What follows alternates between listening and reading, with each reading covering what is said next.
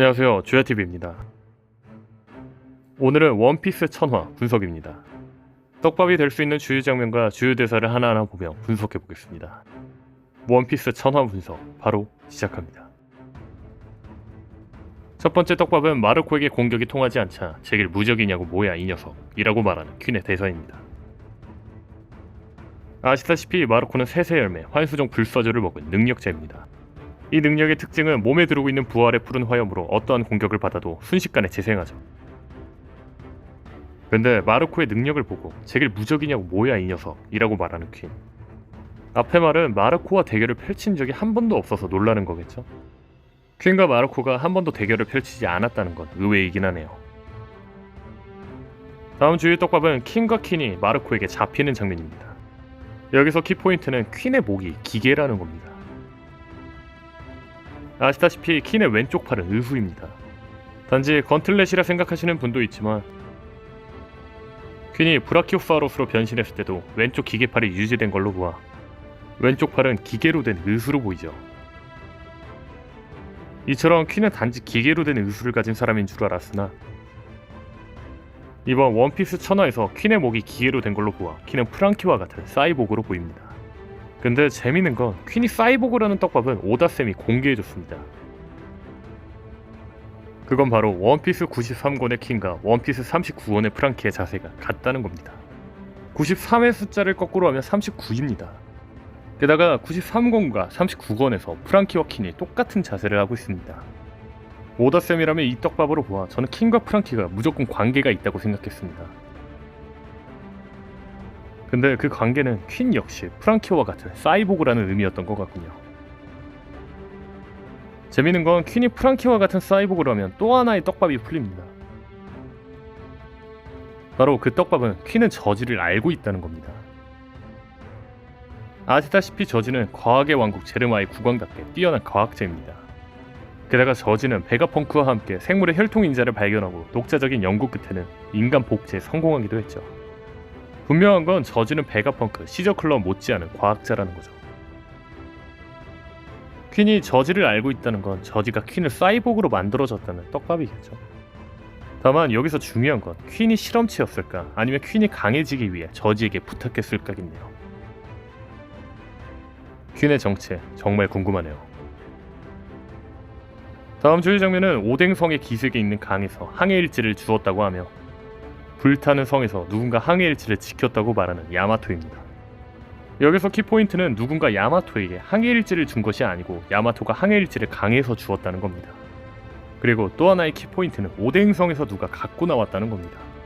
즉 정리하자면 오뎅성에서 누군가 항해일지를 갖고 나왔고 항해일지는 일부러 버려서 혹은 실수로 떨어져 강에서 발견됐다는 겁니다. 자, 그렇다면 항해일지를 누가 가지고 나왔을까요? 일단 오뎅의 가신들은 아닐 겁니다. 오뎅의 가신들이 알았다면 이미 칸주로가 보고했겠죠. 게다가 가신들은 항해일지 내용을 전혀 모르는 것 같기도 했고요. 일단 가장 유력한 건 토키입니다. 불타는 성에서 급하게 나왔고 나오는 과정에서 항해일지를 흘렸을지도 모르죠. 아니면 아예 의외의 인물인 코츠키 히세츠? 누가 가지고 나왔는지는 더 지켜봐야 될 것 같네요. 다음 주의 떡밥은 모모에게 오뎅의 항해일지를 주는 야마토입니다. 제가 주목한 건 야마토는 지금까지 항해일지를 펼친 적이 없다는 겁니다. 다음 화에서 모모가 항해일지를 받고 항해일지를 펼치는데 항해일지 내용이 바꿔치기 된 5다식 전개가 나올 수도 있지 않을까요? 이 추측의 근거는 카이도 빅맘이 원피스를 찾을 거라는 등 고대병기가 공포와 전쟁을 갖고 올 거라는 등 자신감을 갖고 있다는 겁니다. 아시다시피 카이도와 빅맘은 고대병기의 위치를 모르기 때문에 고대병기를 안 찾은 겁니다. 근데 카이도와 빅맘이 갑자기 고대병기의 존재를 이야기하는 거 이상하지 않나요? 혹시 카이도와 빅맘이 야마토 몰래 오뎅의 항해일지를 손에 넣은 건 아니겠죠? 몰래 바꿔치기? 다음 주의 떡밥은 항해일지에서 20년 뒤 젊은 강자들이 몰려올 거라고 적혀있다고 말하는 야마토입니다. 오뎅 항해일지 리뷰 영상에서도 말했지만 오뎅은 20년 뒤 강자들이 올 거라는 걸 알았습니다. 혹시 로저 작단이 라프텔에서 본 건 미래였을까요? 오뎅이 20년 뒤 미래의 강자들이 올 걸 어떻게 알았는지 궁금하네요. 다음 주요 떡밥은 에이스에게 루피의 꿈에 대해 듣고 눈물을 흘리는 야마토입니다. 야마토가 눈물을 흘리는 이유는 감명 깊어서가 아니라 해적왕 로저와 같은 이야기를 해서입니다. 관련 분석은 저번 영상으로 올렸으나 추가 내용을 넣은 거니 참고해주세요. 또한 자세한 내용을 원하시는 분은 위에 링크를 참고해주세요. 과연 루피와 로저의 같은 꿈은 무엇일까요? 사실 사람들은 루피의 꿈은 해적왕이라 생각했습니다. 하지만 루피의 더 큰 꿈이 있다는 건 해적왕은 그 꿈을 가야 될 단계인 거죠. 로저 역시 마찬가지입니다. 로저는 세계 제1의 해적단이 되고 싶었습니다. 그렇게 되면이라는 말을 통해 알 수 있는 건 세계 제1의 해적단이 돼야 그 꿈을 이룰 수 있는 거죠. 근데 여기서 중요한 건 로저가 세계 제1의 해적단이 될 수 있는 조건은 바로 마지막 섬에 숨겨져 있는 막대한 보물을 얻어야 된다는 겁니다. 즉 로저의 꿈의 끝을 이루려면 마지막 섬에가 막대한 보물을 얻어 세계 제1의 해적단이 되어야 합니다. 루피 역시 꿈의 끝이 되려면 해적왕이 되어야 합니다. 근데 그냥 해적왕이 아니라 세계 제1의 보물을 찾아서 해적왕이 되어야 합니다.